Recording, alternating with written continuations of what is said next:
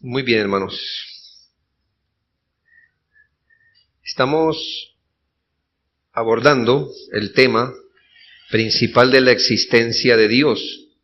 Vimos un primer punto, la realidad de su existencia, cómo la Biblia implícitamente asume, supone la existencia de Dios, y también cómo la Escritura explícitamente afirma la existencia de Dios.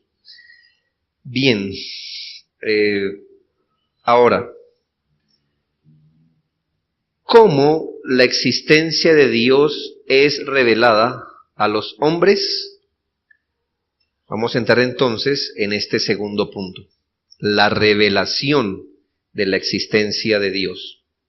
La revelación de la existencia de Dios. Recordemos que el primer punto era la realidad de la existencia de Dios, el segundo es la revelación de la existencia de Dios. La Escritura enseña que la existencia de Dios se da a conocer tanto por una revelación general como por una revelación especial.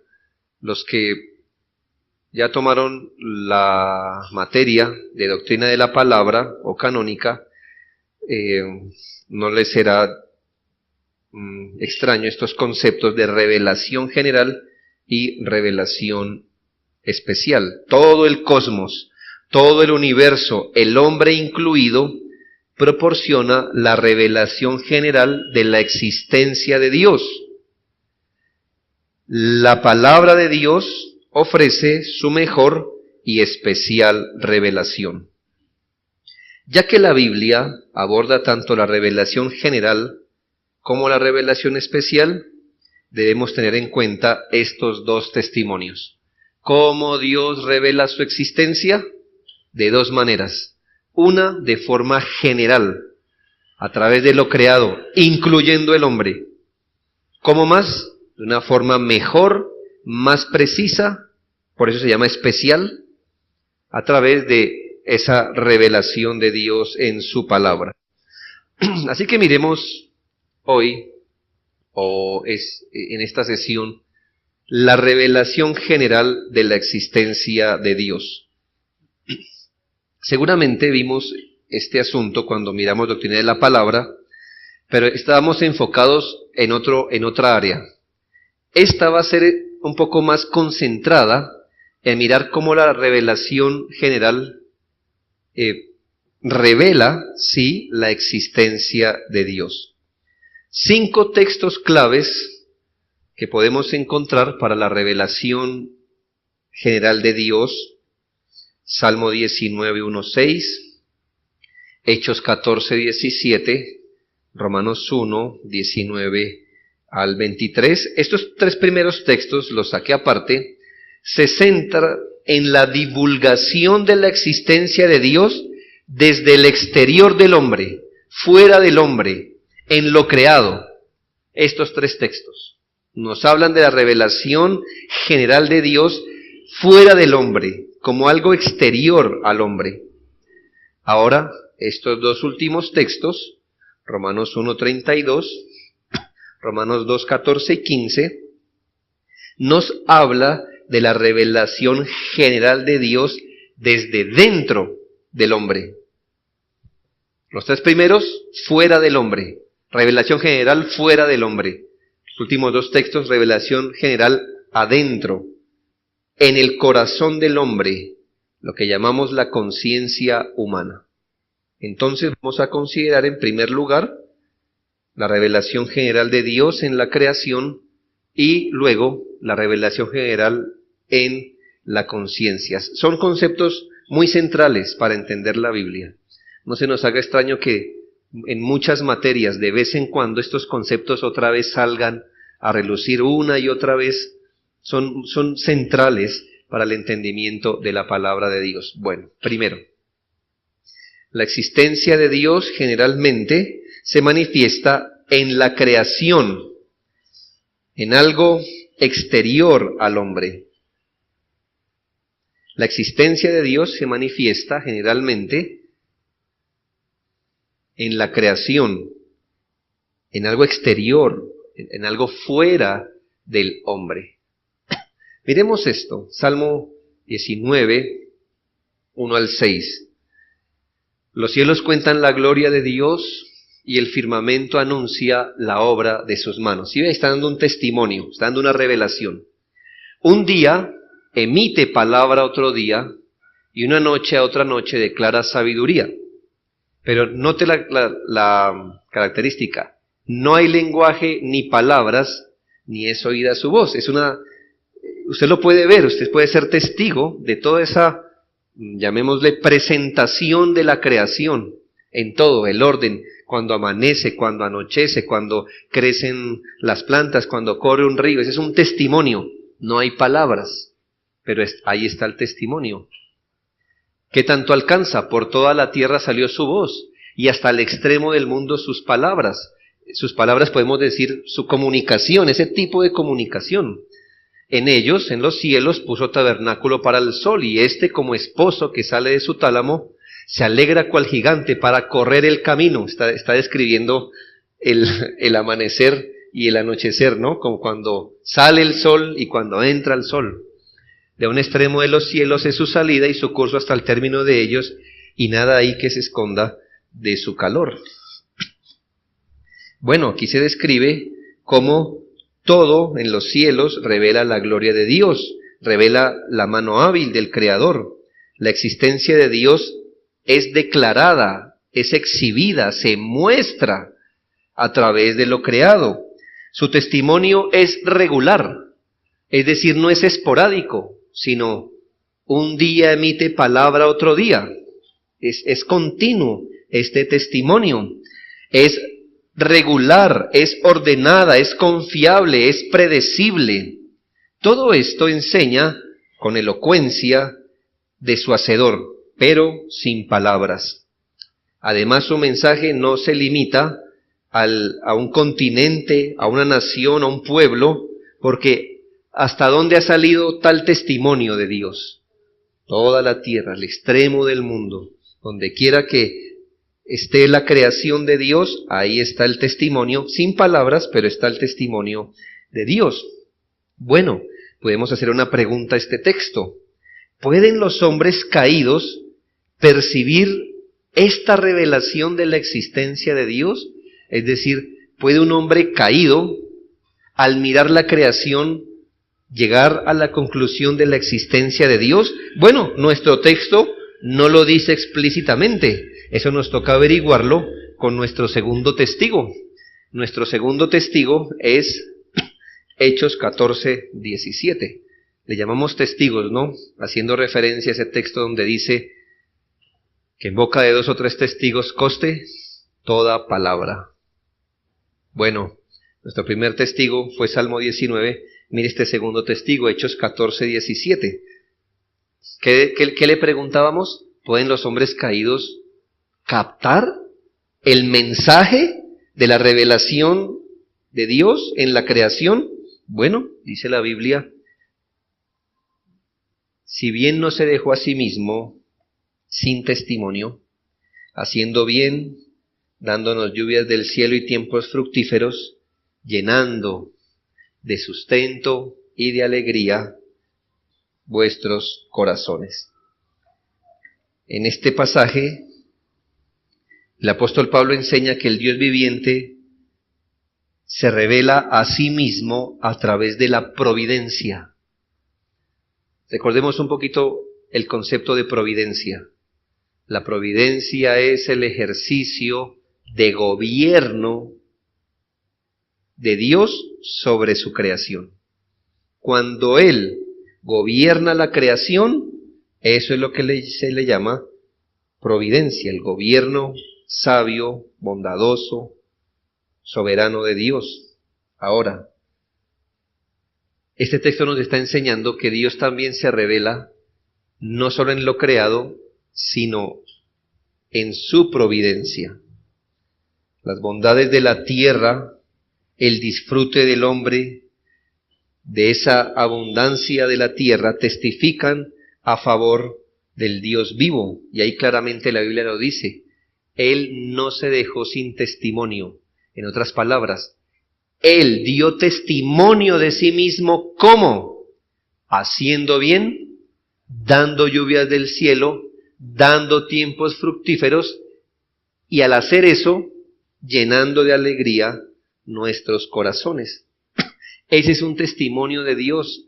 Él no se dejó sin testimonio. El mar, el sol, el viento, las nubes, la tierra regada, la comida, todo lo que la tierra produce a su tiempo, todo lo que redunda en el beneficio del hombre, ¿qué está mostrando? A Dios. Él está exhibiendo su existencia. Una vez más nos preguntamos, ¿pueden percibir los hombres caídos las bendiciones del Creador? Bueno, lleguemos a nuestro tercer testigo. A ver qué dice la Biblia. Es Romanos 1, 19 al 23. O 19 más bien, y 23, que son los textos más claros. Porque lo que de Dios se conoce, les es manifiesto, les es evidente, pues Dios se lo manifestó. El mayor comunicador, ¿no? El que se quiere revelar, se hizo patente. Y mire lo que dice, y cambiaron la gloria del Dios incorruptible en semejanza. Así que ellos entendían algo, y prefirieron cambiar deliberadamente la gloria de Dios incorruptible en semejanza de imagen de hombre corruptible, de aves, de cuadrúpedos y de reptiles. Pablo está predicando en Romanos 1 acerca del pecado y la ira de Dios. Él quiere mostrar en el libro de Romanos que como todo hombre es pecador, todo hombre necesita a Cristo. Sin embargo, afirma que los hombres, estos hombres pecadores, necesitan un Salvador precisamente porque están bajo la ira de Dios.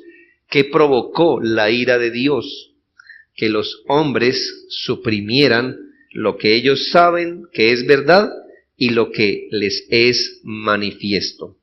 Ahora, por lo tanto nos preguntamos, ¿qué verdad perciben estos hombres que llegan a rechazar y reprimir? Bien, los versículos 19 y 20 dan una respuesta.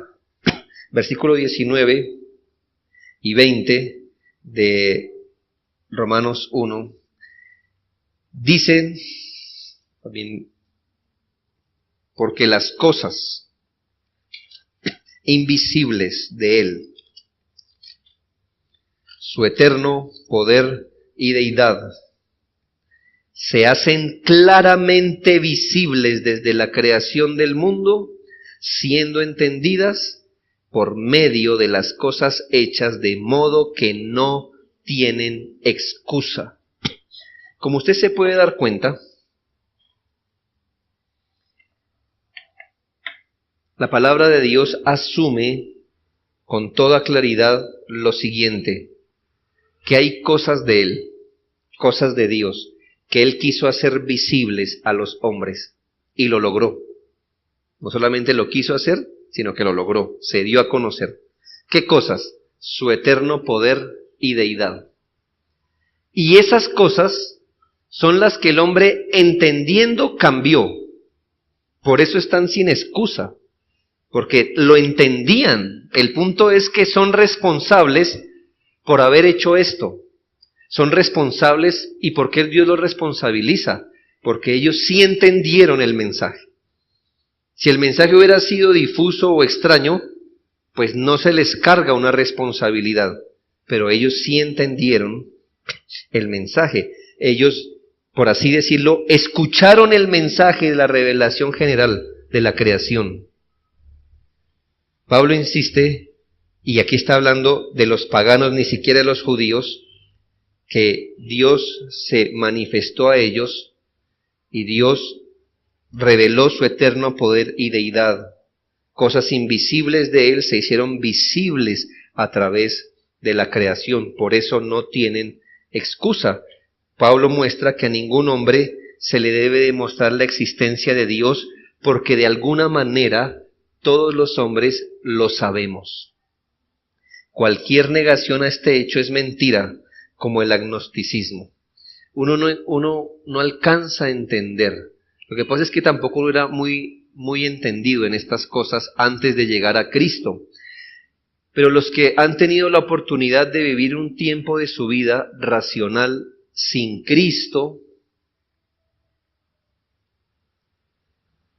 si hubiesen muerto en ese estado, Dios los hubiera mirado y les hubiera dicho, ustedes sabían, de alguna manera, que a veces no podemos descifrar, pero la Biblia, que es cierta y que nos conoce más de lo que nosotros nos conocemos a nosotros mismos, dice que Dios puede mirar a todo hombre y acusarlo de que él sí sabía de la existencia de Dios. Todos los hombres, incluso los idólatras y paganos, que son los que están siendo descritos en Romanos 1, observan esas cosas invisibles de Dios, que Él las quiso hacer visibles a través de la creación. El apóstol desarrolla el tema de la conciencia universal de la existencia de Dios. Pablo puede respondernos 4 preguntas básicas con este texto. Por ejemplo, ¿cuánto tiempo han reconocido los hombres la existencia de Dios y sus atributos? ¿Cómo y por qué medios los hombres reconocen estas cosas? ¿Qué cosas no todos los hombres reconocen en Dios? ¿Y qué resulta de esta toma de conciencia? Miremos estos asuntos. Primero, el origen y la duración de esta conciencia. Dice Romanos 1:20 que estas cosas han sido entendidas desde la creación del mundo. Estas cosas, su eterno poder y deidad, han sido entendidas desde la creación del mundo. Es decir, incluso los hombres perdidos siempre han sabido de la existencia de Dios. La percepción humana de Dios comenzó en los albores de la historia humana y ha continuado inalterada e ininterrumpida hasta el día de hoy. Desde la creación hasta hoy se ha dado el testimonio de Dios. Segundo, el medio o el vehículo de la conciencia, es decir, ¿por qué medio nos ha venido la conciencia de la existencia de Dios? Bueno, Pablo dice, a través de las cosas hechas. Ellas han servido de medio para que el hombre, aun el hombre pagano, por así decirlo, entienda la existencia o sepa de la existencia de Dios. Pablo aquí en este texto, cuando dice, a través de las cosas hechas, este dativo significa más precisamente desde las cosas hechas. Es decir, las cosas hechas han provisto, de ellas ha salido el testimonio de las cosas invisibles de Dios, pero que han sido visibles, desde las cosas hechas. Toda la creación sirve como instrumento para que el hombre comprenda, o al menos sepa, la existencia de un Dios. El mundo visible, algo que pueden ver los hombres, muestra la gloria del Dios invisible, porque Dios mismo lo diseñó de manera que fuera un medio de revelación y nos hizo de tal manera que así lo entendiéramos. Piense esto. Dios no solamente creó la creación para ser un vehículo de su testimonio, sino que creó al hombre para poder entender ese testimonio. Es como el que crea una pieza de metal y un imán. ¿Justamente para qué? Para que se atraigan. Es como el que, no sé, el que pone un transmisor, se inventa un transmisor y se inventa el receptor. ¿Sí? ¿Con qué características se inventa el transmisor? con el fin de que transmita algo. Vamos a suponer una planta de radio. Se inventa eso con el fin de que comunique. Y también el mismo que inventó eso se inventa el receptor, el aparato que va a recibir su señal. Lo hizo para comunicar y lo hizo para recibir justo el mensaje aquí. Dios creó la creación con el fin de dar testimonio y creó al hombre con las características propias para que pueda recibir ese testimonio que está dando la creación. Por eso el Señor dice, no tienen excusa. Tercero, el contenido o el fundamento de esta conciencia. ¿Cuál es el contenido de esa comunicación? Su eterno poder y su eterna deidad. Su eterno poder y deidad, dice el texto. Lo que pasa es que la palabra eterno está calificando poder y deidad. Su eterno poder, y por eso aclaramos, y su deidad eterna. ¿Qué es el poder y deidad de Dios? Bueno, su eterno poder y deidad significa, y en su contexto, que la creación revela que Dios, su eterno, es siempre existente, pero muestra también su poder. Poder, ¿qué significa el poder? La capacidad de hacer o llevar a cabo su voluntad. ¿Y qué significa deidad? Bueno, lamentablemente es la única vez en el Nuevo Testamento que esta palabra aparece, deidad. ¿Pero qué significa deidad? Bueno, es lo que pertenece al Ser Supremo. Le voy a decir la contraparte de nosotros. Lo de nosotros es humano, ¿cierto? Cuando decimos, eso es muy humano, eso es muy propio de los humanos, eso es muy propio de nosotros, lo humano. Cuando hablamos de Dios, su deidad. Es lo que corresponde a ser Dios. La deidad es todo aquello que corresponde a ser Dios. Lo que le pertenece al Ser Supremo. Ahora note lo que está diciendo el texto, que desde la creación del mundo, a través de las cosas creadas, y me llama la atención esta palabra, se hace claramente visible que hay un Dios que es eterno en poder y que es Dios. Esa comunicación la está dando hasta el día de hoy la creación. Y sabe, y el hombre puede entenderla.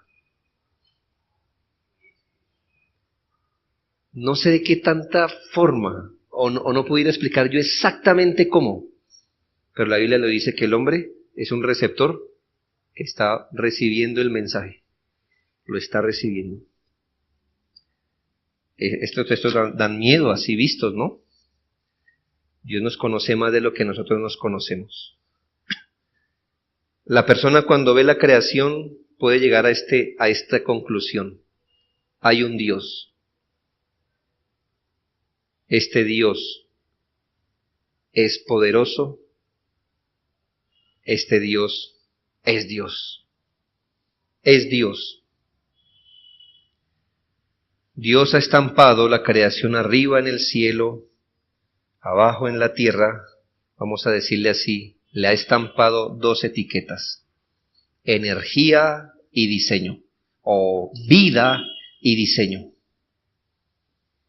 Los hombres pueden, de hecho, leer lo que dicen estas etiquetas. No solamente pueden leerlo, sino que lo hacemos continuamente. Son tan visibles y evidentes cuando usted ve la vida en la naturaleza y el diseño inteligente de la naturaleza. ¿Sabe que estamos percibiendo? Las cosas que en Dios son invisibles. Punto. Cuando usted dice, ¡qué cañón tan lindo! ¡Uf, majestuoso! ¿Sabe? Su receptor funciona perfecto. Cuando usted dice, mire ese nevado, yo no sé si usted ha estado parado en vivo frente a un nevado. Esto es maravilloso. Receptor funciona perfecto. Cuando se dice, mire ese río, mire esa cascada, ya es tiempo de la cosecha, ¿sí? Cuando nosotros entendemos, ya es tiempo de la cosecha, o cuando usted mismo dice, hay que sembrar, ¿usted qué está asumiendo? Que si siembra, va a recoger. ¿Qué está usted testificando con eso? Que el receptor le funciona perfecto, perfecto. Eso es lo que los hombres miran. Mire, hermano, nosotros somos tan necios en nuestro estado natural. Si usted va por la selva perdido, 3 días de camino donde solo ha visto árboles y el sol no ha visto nada más, y llega a un lugar y encuentra 4 piedras, de la grande a la más pequeña, apiladas. ¿A qué conclusión llega usted? Piense como si no fuera creyente. Piense como si no fuera creyente. Usted va por la selva y encuentra de la grande a la pequeña 4 piedras apiladas. ¿Qué piensa usted? Aquí vino alguien, ¿no? Aquí vino alguien. Esto es inteligencia. Aquí hay diseño, aquí hubo una intencionalidad. Las piedras no caen de la mayor a la menor en ese orden, ni aquí. Aquí hubo alguien, ¿no es así? Usted asume que eso no es original del pasaje. Pero el mundo mira más que eso. El ser humano mira más que 4 piedras apiladas. Ve montañas, árboles, sistemas, ecosistemas, y dice, casualidad. Ahí está nuestra necedad en bruto. Ahí está. Si usted encuentra un reloj en medio de la selva, ¿usted qué dice? Casualidad. No, usted dice, este reloj alguien lo hizo. Alguien hizo esto. ¿Sí? El metal no corrió por la tierra, brotó en forma de reloj. No vino otro metal por aquí. No cayó una cosa aquí y mire ese reloj tan bonito que hizo. No, usted hizo, este reloj lo hizo alguien. No lo conozco, no sé quién es, no sé cuándo cayó, pero aquí vino alguien. Pero el hombre se para frente al reloj de la creación y dice, casualidad. El azar hizo estas cosas. Por eso dice que la ira de Dios se revela contra ellos. Porque es que el testimonio es claramente visible. Dice un puritano, presbiteriano, ¿quién ha visto estatuas o imágenes y no piensa en un escultor y pintor? ¿Quién contempla prendas, barcos o casas y no entiende implícitamente que hubo un tejedor, un carpintero, un arquitecto? ¿Quién puede lanzar su mirada sobre el mundo y no pensar en el poder del que lo creó? Y que el bien que aparezca en la formación de la misma tiene una residencia perfecta en algún ser. Luego afirma, de todo esto se deduce que si hay un orden y armonía, no debe ser un ordenador inteligente que hizo la tierra con su poder, afirmó el mundo con sabiduría y extendió los cielos con inteligencia.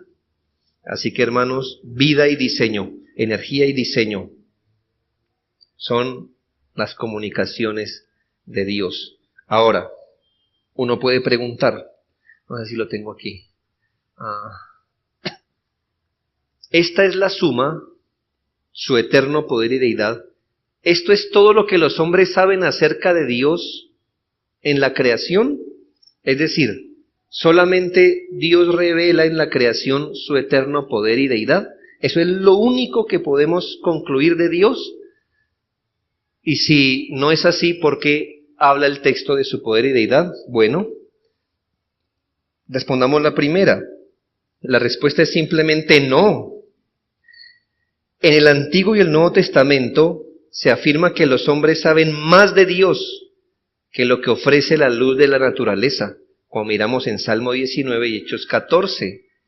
En Romanos 2:4, Pablo, por ejemplo, apela a la conciencia de la bondad de Dios en los hombres.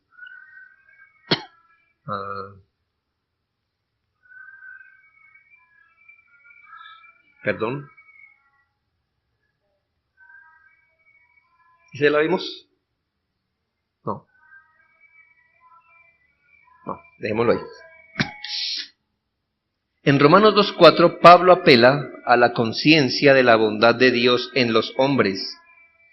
Yo lo voy a comprobar con un ejemplo básico, que todos los hombres, llamémosle así, por naturaleza creemos, uno, que existe un Dios y que Él es bueno. Le voy a hablar como si fuera un no creyente. Usted dirá, no, yo encuentro que hay hombres que no creen en Dios, mucho menos van a creer que hay un Dios bueno. Cuando pasa una tragedia, ¿a dónde primero miran para echarle la culpa? Al cielo, ¿verdad? ¿Eso qué testifica? Que si pueden mirar al cielo para inculpar de maldad, era porque asumían que había un Dios que debe ser bueno. ¿Ve? Es tonto, ellos mismos se descubren cuando dicen, ¿y dónde está Dios? ¿No que es bueno? Era porque estaban asumiendo que si las cosas permanecen bien, es porque hay un Dios bueno. Como las cosas están mal, ya saben a dónde mirar. Ah, sí, el apóstol Pablo inspirado lo supo antes de todos. En Romanos 2:4, Pablo apela a la conciencia de los hombres porque conocen la bondad de Dios.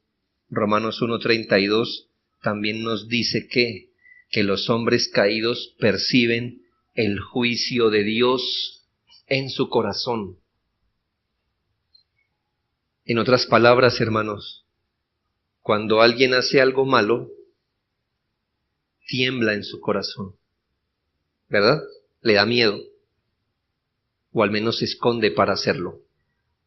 ¿Sabe cuando el hombre hace eso? ¿Qué está testificando? Que el receptor funciona perfectamente, porque el hombre tiene conciencia de que aunque nadie lo vea, alguien lo está viendo. ¿Lo ve? Es increíble. Todos los hombres actúan así. Aún el ateo se esconde porque tiene una conciencia del juicio de Dios. Ahora, ¿por qué la Biblia habla de eterno poder y deidad?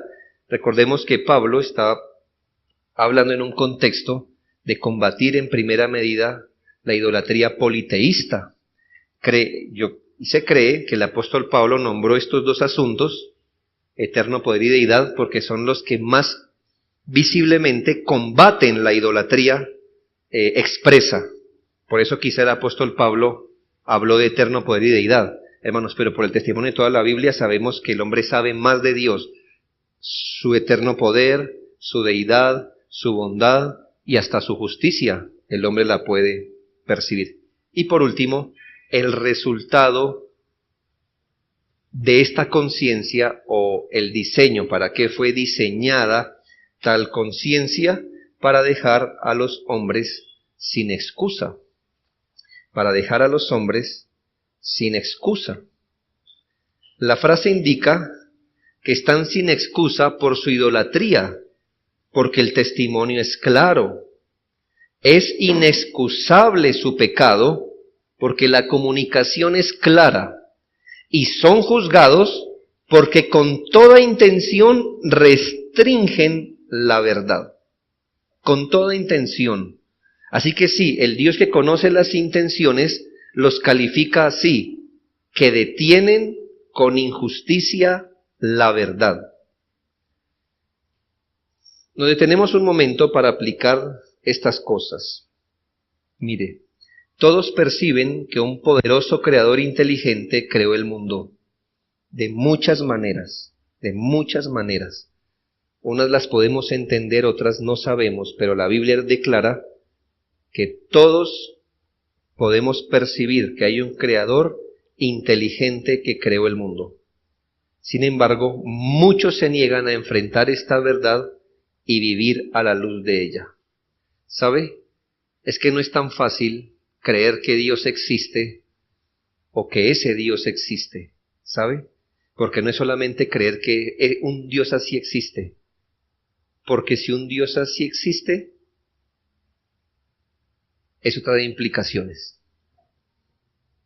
Es que si Dios existe y no hubiera hablado y se hubiera escondido, no tiene implicaciones. Pero es que ese Dios que existe, o sea, usted aceptando que ese tipo de Dios, o ese Dios, como lo revela la Biblia, existe, ya usted está metido en grandes implicaciones. ¿Por qué? Porque ese Dios habló, porque ese Dios expresó su voluntad. Y sabe, en esencia, eso es lo que le teme el agnóstico y el ateo.